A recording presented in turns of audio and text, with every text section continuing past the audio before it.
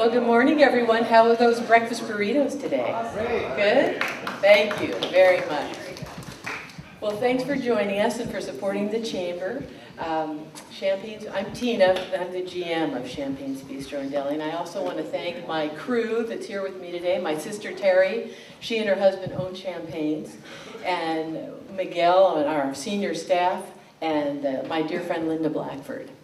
Anyway, Champagne's, as many of you may know, is right up the street on MacArthur and Bison.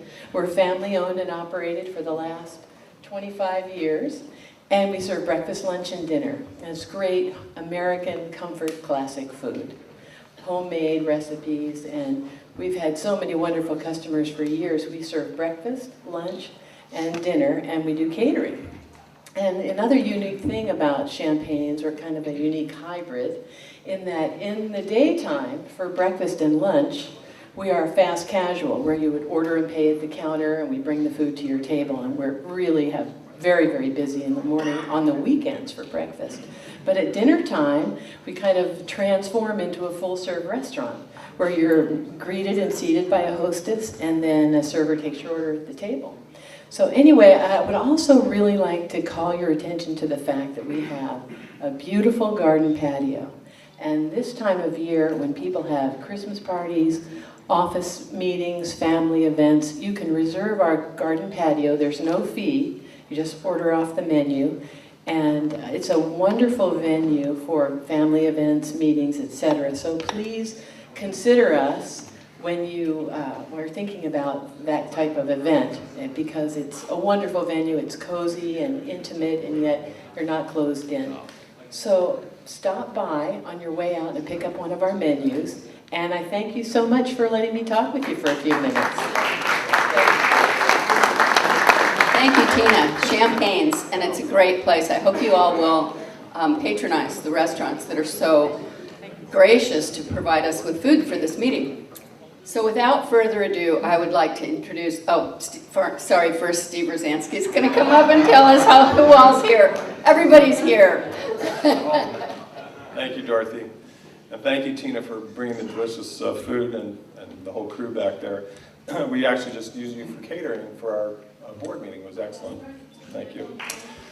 So we have a few dignitary VIP type people I'd like to introduce this morning. First off, we have our mayor, Mayor Rush Hill. Sitting next to him is Councilman Keith Curry. I saw Planning Commissioner Corey Kramer here this morning. We've got a Harbor Commissioner in the house, Brad Avery is here. From the Irvine Ranch Water District, Pierce Swan is on the board. Actually, do you have a title there now? Like you're like the head of the board or something now, or no? Big Drip. Did I give you a promotion? Big Drip. We have the Big Drip in the house. We also have the head of the Library Foundation, or the Library Board of Trustees. Sorry, there's foundation and the board. I always get them confused. And also the president of Speak Up Newport, at least for another few weeks. My sister Robin Grant is here. Also joining us this morning from the Mexican Consulate here in Orange County is Marco Ferrer and Luis Ferrer. Actually, you guys have similar names, or sound. They're spelled differently though. And last but not least, our newly elected councilman to-be in December 9th is Scott Piotrs here in the back. So I hope I didn't miss anybody, but thank you all for coming. Thanks for Champagne's. It's going to be a great little talk, and I'll have a few comments at the very end. Thank you. All right, thank you, and I'm glad you are all here. We're looking forward to hearing what John Campbell has to say. He's exiting Congress after serving us very well for 12 years, I believe. 14 if you include the legislature. Okay. Well, he's represented us very well for a very long time, 14 years, and we're really sorry to see him leave Congress. He's a CPA, a fellow CPA, and has his master's in business taxation from USC. And I always like to find some little-known factoid about our speakers, and there's always something so interesting. John actually has a farm in Kansas. So he's going to go from car mogul and CPA and congressman to farmer, which I think sounds awesome. With that, I'd like to bring up John Campbell, who has a lot of wonderful information for us this morning.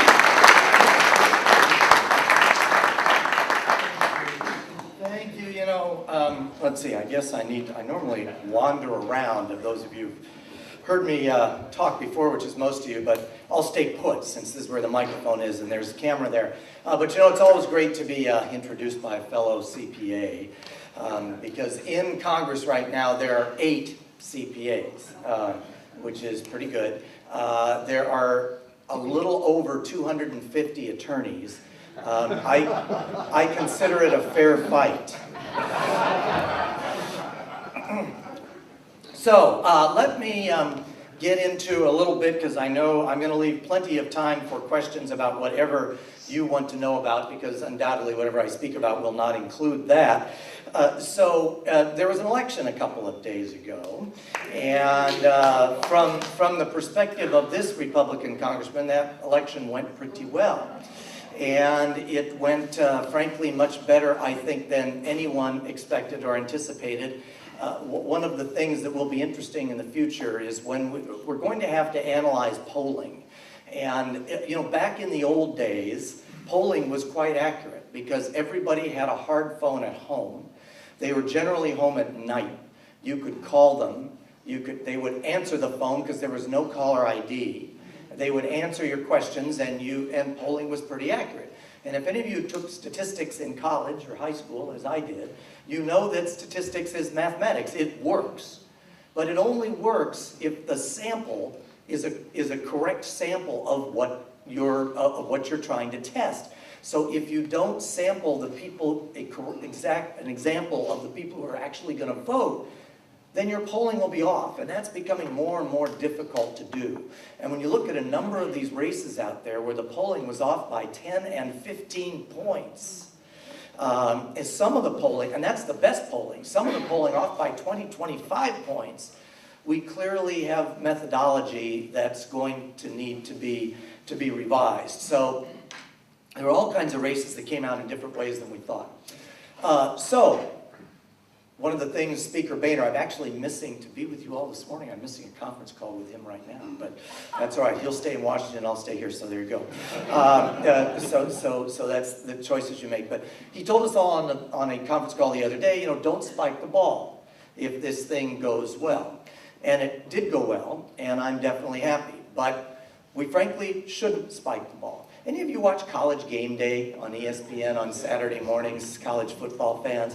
Right, well, one of the things, Lee Corso, if you watch College Game Day, and they make predictions about all the games, you know, who's going to win, you know, between SC and Notre Dame or whatever. And they make these predictions every time, and he's always the last one. And after somebody says, okay, I think, you know, Missouri's going to win, and he says, not so fast, is the thing he always says when he's about to say, let's not jump to that conclusion. So if you're a Republican, you look at this election and you say, wow, probably going to wind up with 250-something seats in the House. Originally, yesterday, when I gave a speech yesterday morning, at that point we thought it was the most Republicans in the House since Truman. We now know it's the most Republicans in the House since Coolidge, Calvin Coolidge. So it's been a long time, over 250-something seats in the House probably, a lot of them undecided yet. And in the Senate, probably winds up at 54.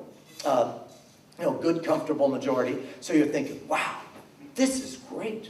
We can do whatever we want to do now. It's going to be fabulous. We're going to move things along. My comment to that is not so fast. There are 4 basic obstacles, I think, to the next 2 years being productive. Everyone knows Congress has not been very productive. Everyone knows Washington has not been very productive. It's one of the reasons I have chosen to retire. It's hard to do this commute and do this job and work as hard as you work in this job if you're trying to get things done and not be able to actually accomplish anything. Not because there aren't deals there. There are. That's one of the frustrating things for me. There are so many things where, to me, the solution that could get bipartisan support and pass is obvious, but you can't get there for one reason or another. So will that change in the next 2 years? It may or it may not, but let me lay out a couple of the obstacles and potential, let's say, relief for those obstacles. You know the old saying, the king is dead, long live the king. That once the king is dead, before the body is cold, long live the new king. We immediately turn to the new king. Elections are kind of like that. The 2014 election is over, 2016 is already on, and forward it goes. And one of the things that has been an obstacle to getting things done recently has been Harry Reid's concern about losing the majority in the Senate. And so what he decided he would do, his strategy was, Harry Reid saying, I've got a lot of Democrats in red states where let's take Mary Landrieu, that one's not over yet, but in Louisiana, if she votes for the Keystone Pipeline, she makes a lot of moderate people in Louisiana happy and maybe moves them to vote for her, but her base of support and her donor base gets really ticked off and she loses them. If she votes no on the Keystone Pipeline, her donor base is happy, but she loses the moderates in Louisiana. So it's a no-win deal for her. A yes vote hurts her, a no vote hurts her. So Harry Reid decided, let's just not vote. Let's just keep all these things off, and Mary Landrieu can talk to both groups and indicate that she's with them, and then doesn't have to call something out one way or another. And so a lot of the inaction in the Senate these last 2 years was due to this strategy that he had, thinking that this would help him keep the Senate. All right, now Republicans have the Senate. It's now Mitch McConnell's issue. In 2016, the math in the Senate for Republicans looks a lot like the math did for Democrats in 2014. You got a bunch of Republicans up in blue states and in purple states. You got Mark Kirk in Illinois. You've got Pat Toomey in Pennsylvania. People like this that are going to have difficult reelects that are Republicans in blue states, in purple states, in a presidential year. Tough thing. So, are those people going to have trouble voting for certain things? Is that going to impact what the agenda is in Congress in the next year? 250-something seats for Republicans in Congress. In 2016, in a presidential year, I can almost guarantee you that we're going in with that kind of majority that we will lose seats. Republicans will lose seats in 2016. Now, if you've got a 30-seat majority, you can lose 10 seats and you still got a big majority. You lose 15, you can lose 20, you still got a big majority. So what's the problem? The problem is you don't want to be, if you're one of those 10, 15, or 20 people who might lose, you don't want to do that. Nobody wants to be taken out of this job on their shield. So those are the people that will be saying, we can't do this. You know, I'm part of your majority. I just got elected in Illinois. I just got elected in New York. I just got elected in California, in some big blue state somewhere.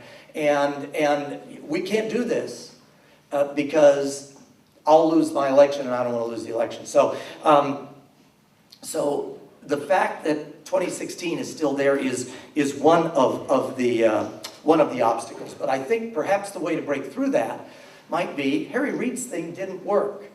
Doing nothing didn't work.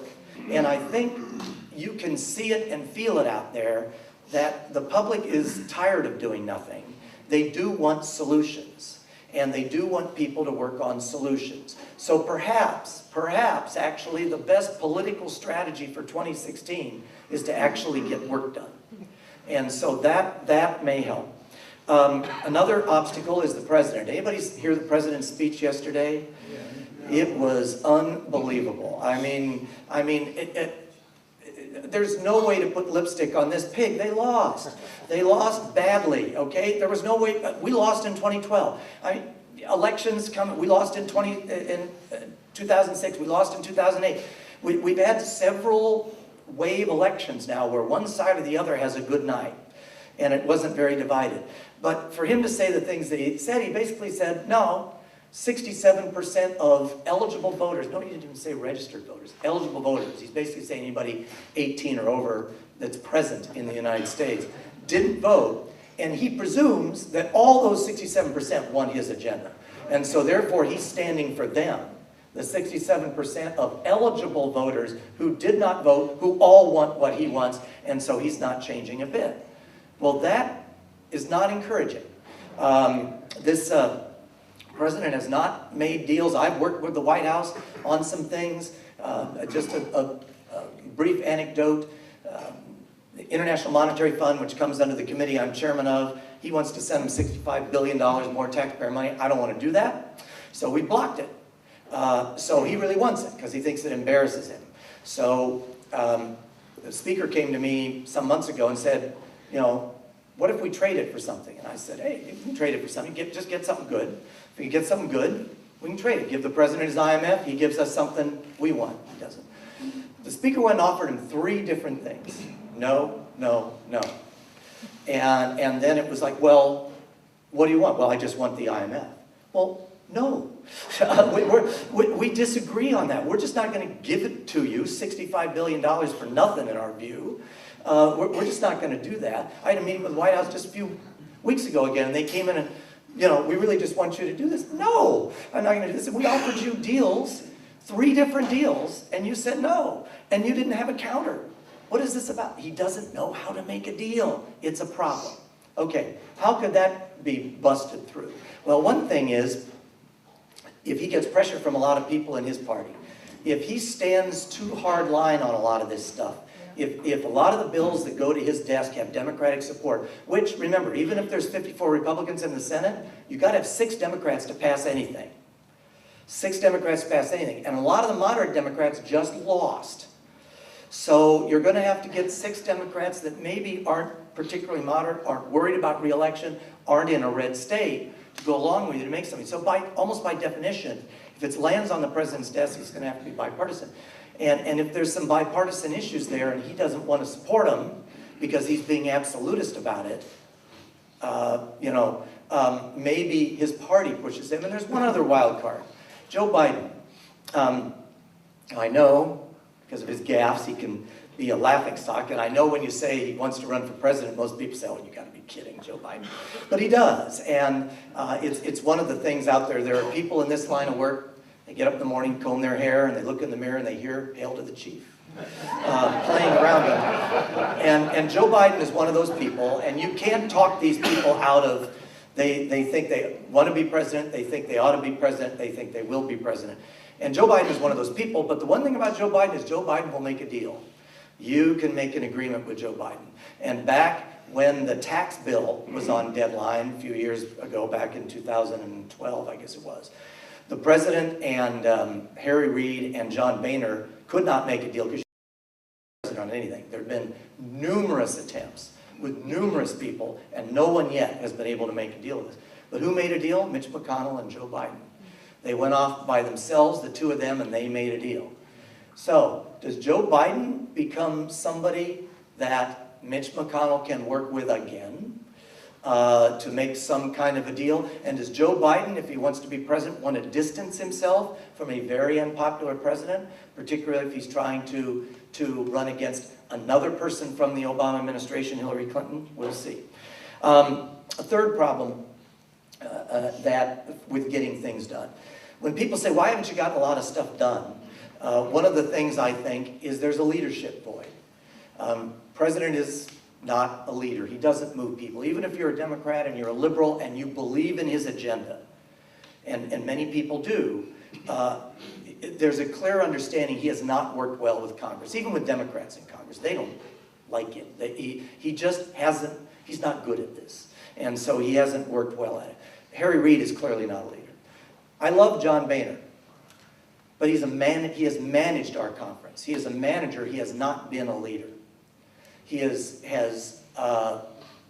assessed where the caucus is and then kind of gone there. A leader decides where we ought to go and explains, and then people follow that leader to where that leader wants to go. Paul Ryan is a leader, but he doesn't want to be speaker. But if he were speaker, he could lead Republican caucus and frankly a lot of Democrats to a place where we want to go. Paul Ryan, by the way, his objective, #1 goal for Paul Ryan this year is fundamental tax reform. He's going to try like crazy for probably, He's got 1 year. If he can do it in 2015, he can do it. If not, it's going to have to wait until a new president. But so there's been a leadership void. What could change? John Boehner, I think, is going to try and step up and be a leader. And we'll see if he can do it. And we'll see if he can lead people to where they need to be. But I think he's going to step up to try and do that. As we said, perhaps Joe Biden steps in the void. I don't have a lot of faith that the president is going to do that. Mitch McConnell is a lion of the Senate, and those people tend to be managers and not leaders. But again, who knows? Or maybe somebody on the Republican Senate side will emerge that leads people towards some place we should go. But in the end, if we're going to break these log jams and all this, because remember, Congress is divided not because Congress is divided, it's because the country is divided. The center of the Republican Party has moved to the right, and the center of the Democratic Party has moved to the left. Red states are getting redder, blue states are getting bluer. The country is dividing, and Congress is reflecting that. The founders designed a pretty darn good system in that respect. So what's going to make that happen? It's going to take leadership, because in Washington there's basically kind of a tie.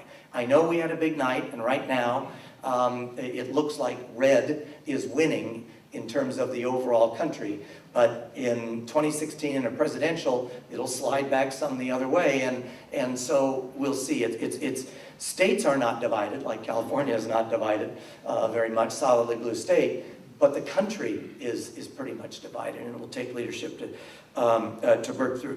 break through. Last thing is, you may have noticed this, in fact, in Orange County, perhaps even in Newport Beach, not all Republicans agree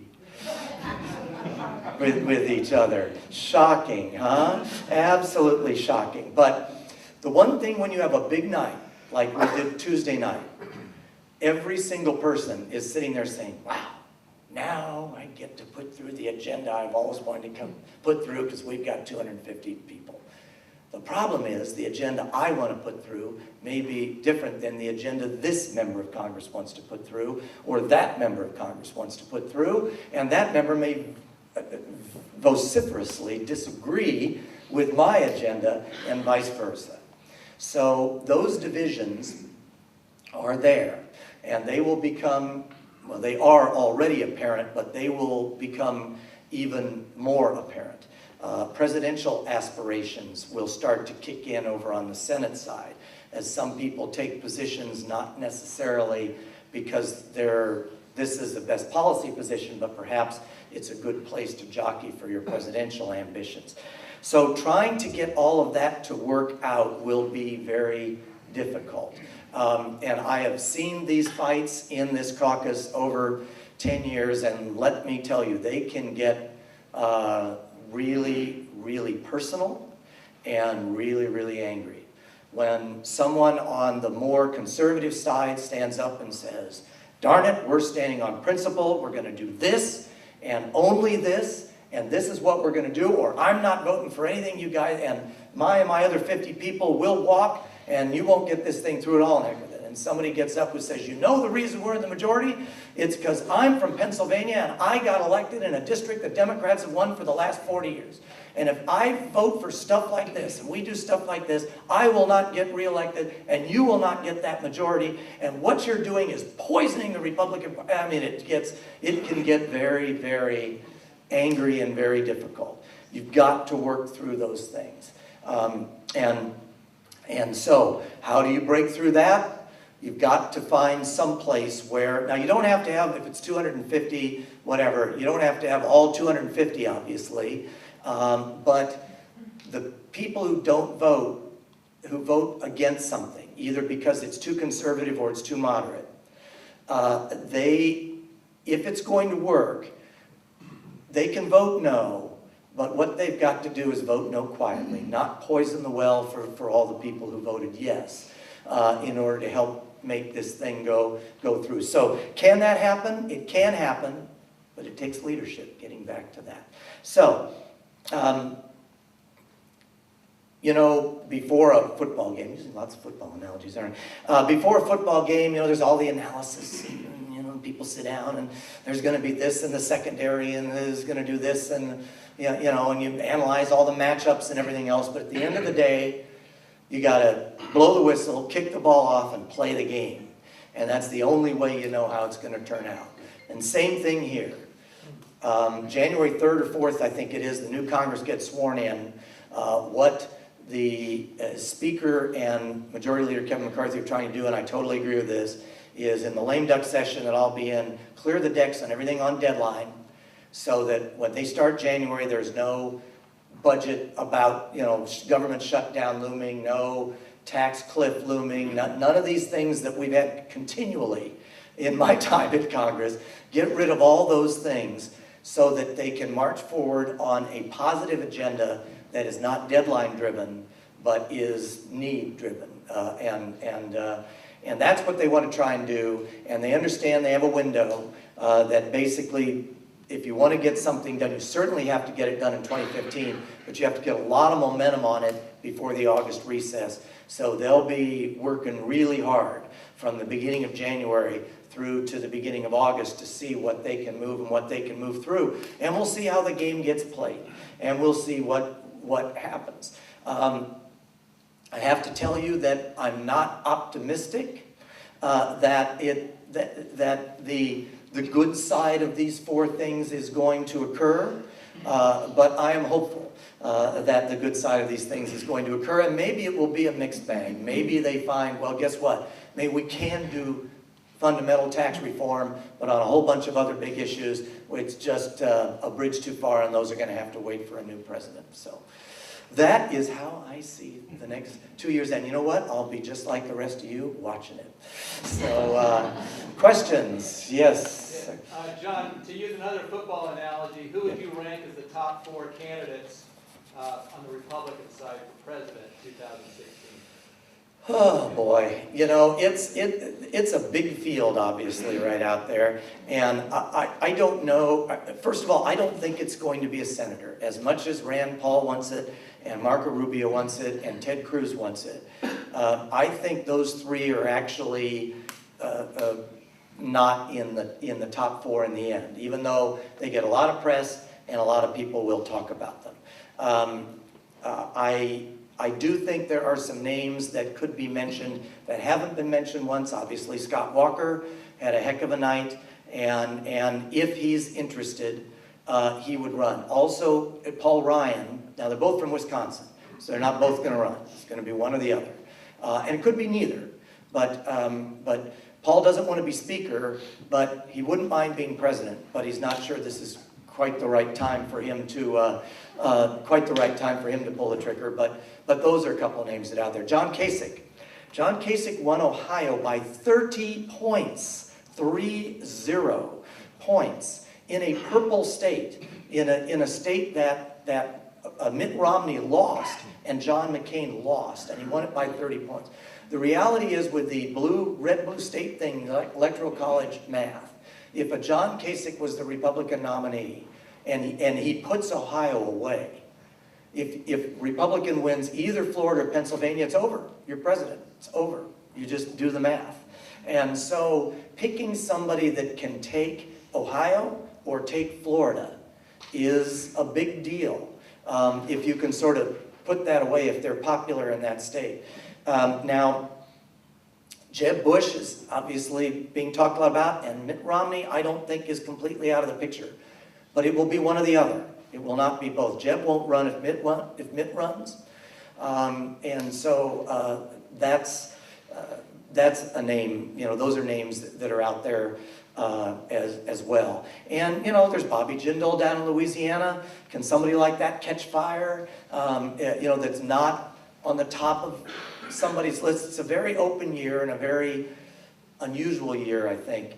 And remember, everything gets accelerated because so that we don't beat each other up like Republicans did in 2012, Reince Priebus has moved everything forward so that it's going to be a much more compressed primary season. And so we'll see. I don't know. I mean, if you ask me who I like, and it's only just because I know him so well, I just think Paul Ryan, I've said this 10 years ago when I was first elected to Congress, that Paul Ryan was the best amongst us. And I still think he's the best amongst us. He's the smartest. He's the most genuine. He's motivated for all the right reasons and none of the wrong reasons.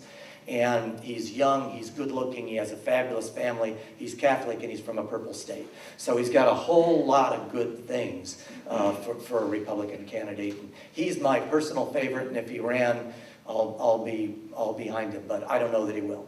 So, all right, let's go to Bob, and then here, and then here. Yes. Congressman, you're talking about the Senate and Yep. jockeying around for president. Other than John F. Kennedy, has someone from the Senate actually been successful in becoming president? Well, Barack Obama. Barack Obama was the first one, and when John Kennedy was, and you're right, and John Kennedy. Wasn't President Obama in the House? No, and he was a sitting U.S. senator, as was JFK, as would be one of those names I just mentioned. So, U.S. senators have not been that successful. Governors have been much more successful in becoming president over time, or administration, vice presidents, obviously, have been successful, and governors have been, in both parties, have been more successful than senators by and large. And so that works against all the senators. But there's other factors that work against them too. And I think now, I mean, the whole reason Mitt Romney's even thinking about it is the competency issue. You know, there's a lot of issues, even amongst people who agree with the president ideologically, that there's just a lack of competence in government today. That it starts with him, but it's all over the place, whether it's the Department of Veterans Affairs, which, by the way, as much as we're whacking Obama for that, it was screwed up the day I got there. I've never seen a more messed up organization. And whether it's that, whether it's the IRS, whether it's the CDC, you've got so many elements of government that are just messed up. And so at some point we need to talk about competency. And so, and you got to look at Mitt Romney and say, well, there's a whole lot of things maybe he's not so good at, but competent, it's probably what he's good at. So that's the reason that a Mitt Romney or something, but that's something a governor can show. Harder for a senator to show that. A governor can show, look at what I've done in my state, look at my Department of Veterans Affairs, look at my Department of Parks, look at my various departments and so forth, and here's what we can do to make this government run. Because it doesn't matter if you're an anti-government Republican, you still got to have government, and you want it to work. Everybody wants it to work, and it's not working. Well, maybe it's never worked well, but it's working particularly badly now. Yes, sir. Here and then here. Yeah, has anybody ever explained to Congress that their marriage is just like a relationship, because if they treated their husband or wife that way, they would be divorced? Because when I look at them, I'm going, okay, guys. You're talking about within the same party, or? I'm talking about within the same party and a party as a whole. Yeah. Because you're the leader of our country, and if you treated a corporation like that, you'd be bankrupt in months. Yeah. No, I understand, and we all understand that. There's plenty, there's team analogies. There's a former car dealer, actually still a current car dealer from Pennsylvania, who is, man, he is a coach. And he'll stand up and give these super inspiring, you get on your feet type things about how we got to be a team and we'll lose and blah, blah, blah, and all that kind of stuff. And he does that, and it's great, and everybody feels good, and then we come back in the caucus room the next day and try and kill each other. So yeah, I mean, everybody understands that. But on the other side of things, most people who run for this job do it because they care about this stuff, and they feel deeply about this stuff. And you don't really run for Congress if I don't really care that much. And so in a sense, it's going to happen because you feel so deeply about it. And when someone else feels very deeply but differently, it becomes difficult. But you're right, we got to figure it out, and we got to work through it. I mean, it has never been thus, but we've got to work through it. Yes, sir. Okay, I got a two-part question. Okay. Why would anybody want to live in a socialist country? That's the first part. Second part is, will the press ever change and be honest? Okay. Well, why would anybody want to live in a socialist country? I mean, obviously because you like the benefits of socialism. But I think an example of that, I remember when the Berlin Wall fell, and when Germany became reunited again. And the East Germans were introduced to freedom again and to Western style democracy. You may have heard, a lot of these Germans, they didn't know what to do because they had gotten used to everything is decided for me. My whole world is, I have no upside, there's nothing else I can do, but I have no downside, I have no risks. Everything is decided for me, and now all of a sudden, what do? I have job choices, I have different clothes I can buy, I have different places I can live, I'm not told where to live and this is where I live. And those choices baffle me and confuse me, and a lot of those East Germans who had lived under that regime for decades were actually very unhappy when Germany was united, because freedom was scary to them.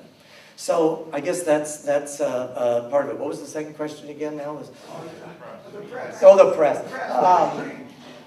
Yeah, you know, again, if you go back and read, I'm a Civil War buff, and I do a lot of stuff on the Civil War, and you read there was, you know, pro-union and anti-union press then. The press has always, we think it's very unusual that you have Fox News on this side and MSNBC on the other. It's not. I mean, the press has often been that way throughout the entire history of this country. So you just have to understand how they are. One of the things I've often said about Republicans is because we only have one outlet, which is Fox News, the rest of them are not on our team.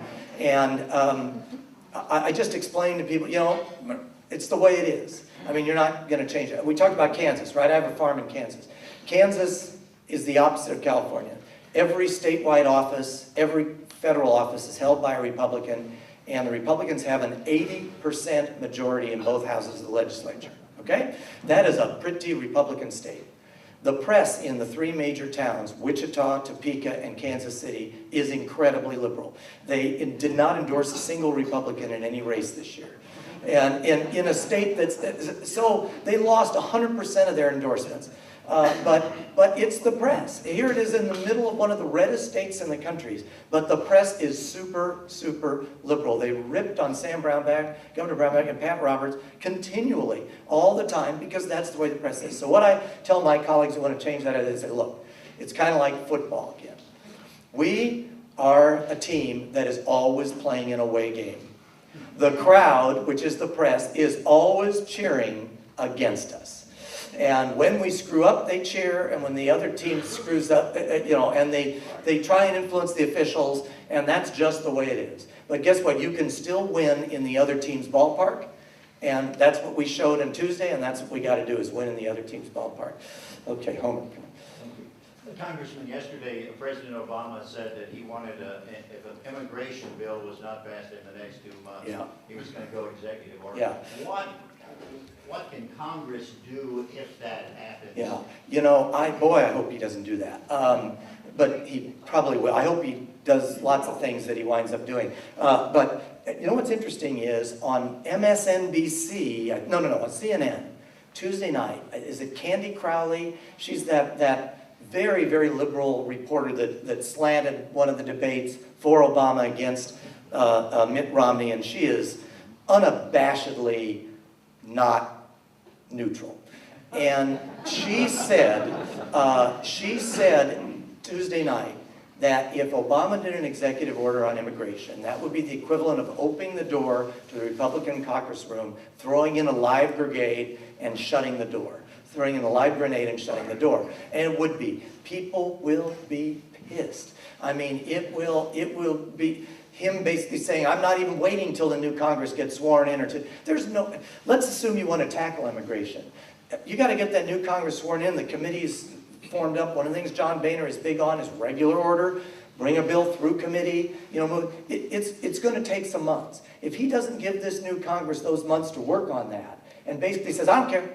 I'm not waiting. I'm doing my thing. First of all, you know what I mean? The chances of it being a productive 2 years is very, very, very low, because he will have poisoned that well with strychnine. I mean, he will have really, really poisoned that well. So I think it's I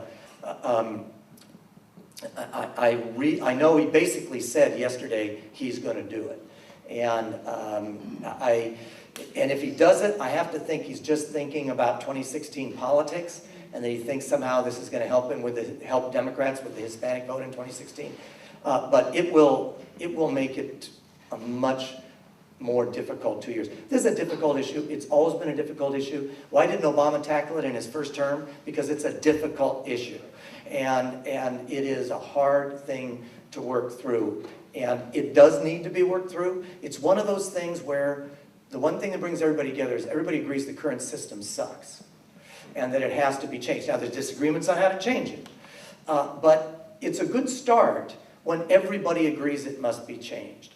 And so I think you can do it. But in order to fix that problem, you really need an atmosphere of working together and of trust. And if he does that, there's be zero atmosphere of trust, and it'll be a real big problem. And unfortunately, it will then just become a political issue But again. is there any legal recourse for Congress if you do? Well, Boehner's suing already on that other executive order that he did. So the speaker is suing on the basis of that.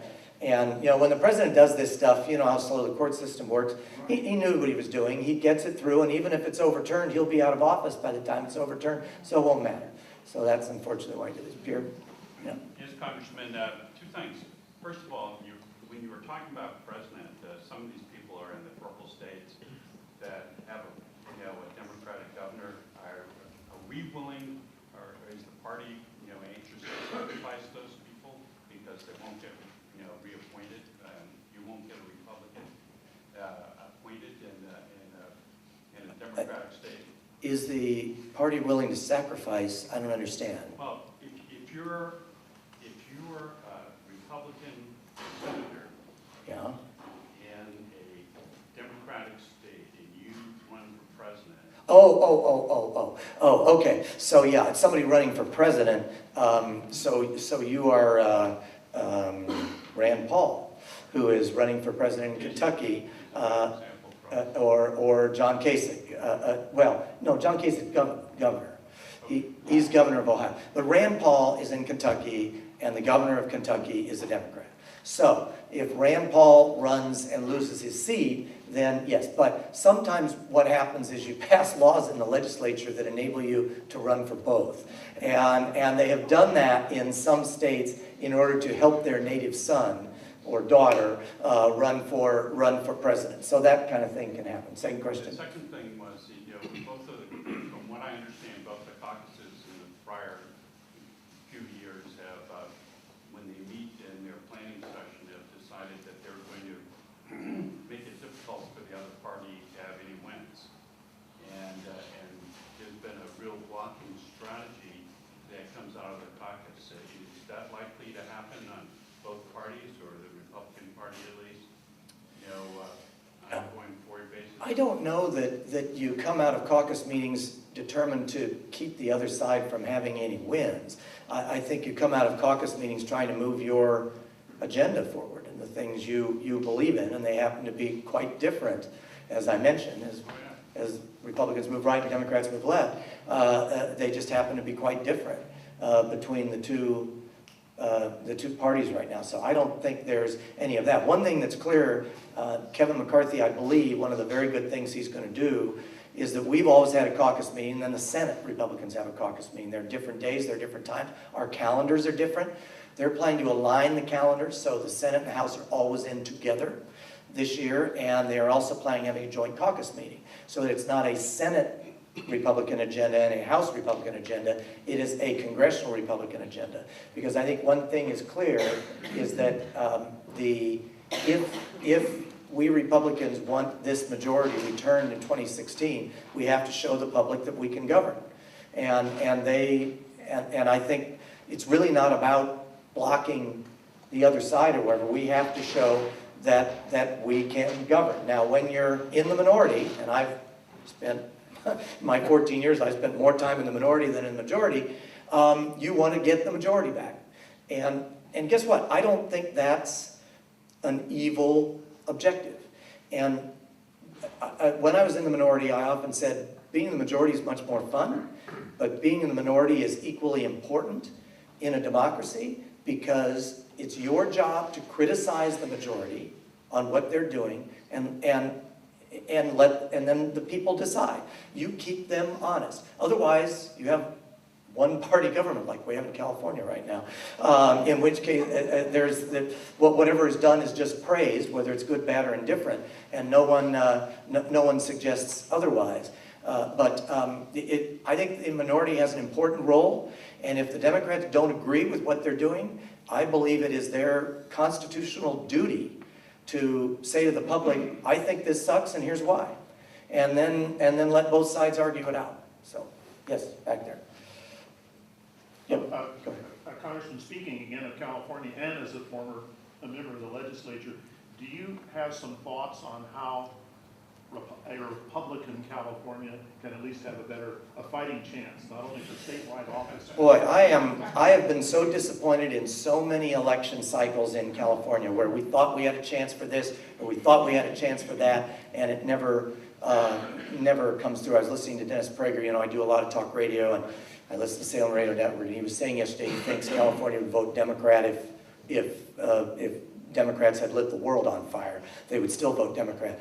I don't think that's necessarily true, but I'm not optimistic that the people in this state will vote differently until there is a crisis. And there will be one. I look at the state controller's numbers you can take the boy out of Sacramento, but you can't take Sacramento out of the boy. I look at the state controller's numbers every month. They come out, they're fudging the numbers. They move $2 billion in spending from June to July to move it across the fiscal year to make it appear that the last year was in surplus. It was not. It was in deficit. They're increasing spending by 12% a year. Revenues are flat. And at some point, if we had Intel and Cisco followed up by Yahoo and Apple and Google, followed up now by Facebook and Twitter and LinkedIn. If that string ever runs out, if there isn't something to follow Facebook and Twitter and LinkedIn, the revenue in this state is in deep doo-doo. And one way or another, I think the state will encounter fiscal collapse. I don't know when, but it is coming. And at that point will be the opportunity for Republicans to say, told you so. We can fix this. They're almost, it seems, their DNA won't let them fix it, and we can fix it. So, but I'm not optimistic, frankly, until that happens. Yes. Our country lacks a national goal like we had back in the '60s. Do you think there's the imagination and the wills within the Republican Party to step forward and put something up there that's visible and acceptable to everybody? Yeah, see, that's leadership. That's what I talk about leadership, and we look back at the contract with America and different things like that, and a 15-point plan. But what you're talking about is a more overarching, almost a mission statement type of a thing for the next 10 years or the next 5 years or whatever it is. And I think it is good to have that sort of thing. I think it is good to operate under that sort of umbrella. But that is not something you arrive at by committee. And it doesn't matter whether it's in a nonprofit charitable organization, whether it's in a company or whether it's in government. You don't arrive at that sort of thing by committee. You arrive at that sort of thing by inspired leadership. And we don't have that right now, not in positions of leadership. But I'm hopeful that in 2016 or by 2016 or soon that will emerge. And I think it will emerge at some point just because there's a void. And someone will step into that void and provide that leadership, I believe. Yes, sir. Yeah, what can the Republican Party do and the government to stand up to China? Because I know we mentioned a few things. I work with the Doctors Against Forced Organ Harvesting. We have a low estimate of 65,000 Falun Gong practitioners. People just do Tai Chi, good people, organ harvested, all the organs taken out, planted into rich people around the world, not to mention the Tibetans, the Uyghurs, Christians. They're tearing down churches, taking all the crosses off, beating up the parishioners. They knocked out 50,000 factories in the last 20 years because they have free labor. I can go on and on. Yeah. It just seems like we're just going like this. We're Yeah, just bowing down to them. What's going on with that? I understand. If there's one thing in operation of government that is not black and white, it's diplomacy. It is international relations. And you just can't make it black and white. Diplomacy by nature, I mean, almost the definition of the term, it involves doing something other than we cut you off, we don't talk to you at all, and you are everything to us, etc. So, and China is clearly not the only country on Earth, unfortunately. It happens to be the largest country on Earth where these things are happening, but it is by far not the only country on Earth where these things are happening. And so when you deal with somebody like that, now, I don't know about you, I'm not interested in going to war with China anytime soon.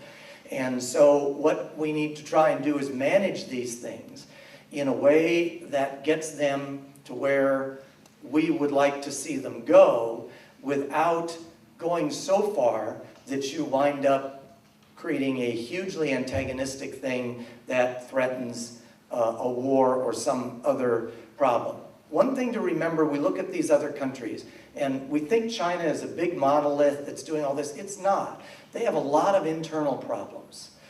You're seeing a few of them in Hong Kong right now, but they're much greater than that, much deeper than that. This is not a big, homogeneous, unified group of people. They've been held together by an authoritarian government for a long, long time. As they learn more about the outside world, they're not going to like that very much. And China will either probably have to do one of two things. Either turn inward again and clamp down, or allow some of these things to bubble up and break bits of that country apart. We should not be in a position where we help them perpetuate the abuses that they are currently doing. But we should be in a position where we're allowing some of the internal problems they have to bubble up and hopefully force the change that we're looking at internally rather than us trying to deal with it externally. Very, very, very complex issue, very, very, very complex answer, and that was a very truncated short version thereof. Let me go over here then. Dr. John O'Keefe, Center for Peak Performance. Congressman, thank you for your presentation. My question is, what's developing with the self-employment tax? A lot of my entrepreneurs, they get through the various mazes of taxes and then they're hit with the final piece. Yeah, 15.4, right? Yeah. Self-employment tax, yeah. Is anything going to develop from that? I don't think so. But as I looked at the, all self-employment tax is basically Social Security, Medicare taxes that are on a W-2, and it's just the way that you collect it from people who don't get a W-2 for income. When the tax reform that Paul Ryan will push this year, he will take Dave Camp's work from last year and build on that. I don't think there's really any change to Social Security, Medicare. Self-employment is linked to the Social Security and Medicare taxes that are on W-2, and only if you change one will you change the other. And right now, they're not looking at that. In tax reform, they're looking at income taxes, both corporate and individual, but not at the things that impact Medicare and Social Security. And Medicare and Social Security, as we all know, I mean, I'm sure you'd like the tax to go away, and in my next life I would too. But the thing is that Medicare and Social Security are bankrupt as it is actuarially. Medicare much, much, much worse than Social Security. But we have to deal with those problems at some point. But they will not be dealt with in the next 2 years. I mean, they will not be dealt with. And by the way, at some point when those get dealt with, you need bipartisan, it needs to be bipartisan so that people jump off the cliff together and do what needs to be done. Because Medicare will run out and Social Security will run out. And they will run out within the lifetimes of everybody in this room, basically, or most people in this room, if we don't deal with them at some point. Won't be in the next 2 years with this president, but it'll be after that. Over here, all right, I'll take those two, and then that's it. Yes, sir. My name is Joe Molinas from Modified Real Estate, and my question is a jobs question. The key for my business to perform is tracking job growth. Are you bullish on any of the states that went red in their leadership as far as job growth? And if so, could you share what states you would focus on? You're asking me to give you investment advice on states? I'm not going to do that, but I will say we all know the impediments to job creation in California, and they're huge, and they're getting bigger. And it's been interesting to watch. I don't know whether you saw in Los Angeles, they're passing this gigantic minimum wage, $18 an hour or something, $15 an hour, but only for hotel workers. Why? Because most of them are unionized, but so it really doesn't affect. But anyway, what you can't move a hotel. You can't, if you move your hotel from downtown LA to Texas, you can't do that. And second, who pays when the room rates go up because of this? Who pays that? Nobody in Los Angeles. They don't stay in a hotel in Los Angeles. It's all the people outside. So it's like, hey, this is great. We're going to do this thing. We'll get a whole bunch of other people to pay the tax who don't live here. And by the way, these business people can't move the business. So it's awful. The red states, I think, are going to. You're seeing more job growth in red states than in California, Illinois, and New York. And you're seeing more job growth, and you're going to see more job growth. It is just a whole lot easier to start and run a business. And what I think is interesting when you look at California, one of the things the liberals do, they complain about income inequality and all this stuff. It's their policies that create this. What enables the rich to get a whole lot richer is when you make it more difficult to start a competitive business. When you make it more difficult to build a building next door that competes with that building that's there. When you make it more difficult to do all that, you basically enrich the people who already have it. And you make it very difficult for others to get to that level. You go to some place like Texas or Oklahoma or Kansas, where it's a nice red state, and you open a business and do well. Guess what? The barriers to entry for someone to come in and compete with you are extremely low. And somebody will come in and compete, and guess what? You're not going to make quite as much money. But you know what? The economy's better off. The people are better off. The middle class is better off. Everybody is better off. And that's why the red states, in my view, are going to win and the blue states are going to lose. And that's what's going to break the tie over time. It won't be broken in Washington. It'll be broken at the state levels when people see how much better the red states are doing and how much better their middle class is doing. And how much less income inequality there is in those states than there is in the blue states. And this is the final question, because I'm getting the hook big time here. Thank you very much for your comments. I think they're very relevant. You mentioned, and I definitely agree, we have a very divided government, which is a reflection of a divided country. The politics follows the culture, not the other way around. Correct. The question is, we seem to have a culture where it's focused on the short term, what's in it for me. And these very important, very influential issues are decided from that viewpoint. What can be done, not necessarily by government, because it's very difficult to change the electorate, but in general, what can be done to at least open an honest dialogue of what are the implications of the various choices in the long term, so that the electorate has that information, and if they choose, we can't force them, but at least they've been exposed to those implications and can hopefully make a better choice. Yeah, if you're in a position, if you're in a situation where you're not sure if you're going to have a job next year, it is very hard to think 10 years forward. It is very hard to think long term. That's true in a business, in any organization. If you're worried about today, it is very hard to focus on the longer term things you need to do. At some point here, we just need to get this economy rolling again in a, it doesn't have to be rocking, but in a normal fashion, where people are not as nervous about next month as they are today. And then people will start to focus. Then I think you can get people, if they're led, and it does take leadership, if they're led to think about, okay, now let's fix Social Security, let's fix Medicare. I understand that may impact me negatively right now. but I need to do something for this country, for the next generation, for my kids, for their kids. And you know, we haven't, and I keep thinking my generation at some point will do that. We didn't have to fight a great big war to save this country and to save freedom for the world. Maybe at some point we can suck it up a little bit for the next generation and say we're going to take a hit. We're going to do some things so we make sure this country works for that next generation of kids.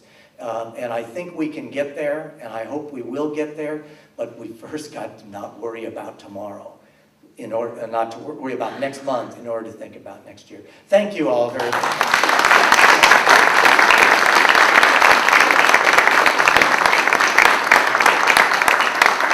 Thank you, Congressman. Very good information. There was one thing on the bio that I didn't mention that I think is really interesting and important, especially this week. When John Campbell began his career in politics in the year 2000, during his political career, that 14 years in full-time elected office, he won 16 straight elections, defeating over 40 opponents over that time by double-digit margins. And I think you can see why this morning, listening to the insight on wisdom. The President of the Chamber of Commerce, Steve Rosansky, has a few parting comments. Well, thank you all for hanging in with us. We ran a little late this morning, but I think it was well worth it. John had a lot of great comments. You don't normally hear the unadulterated truth from a lot of politicians, so it was refreshing to hear his real thoughts about things.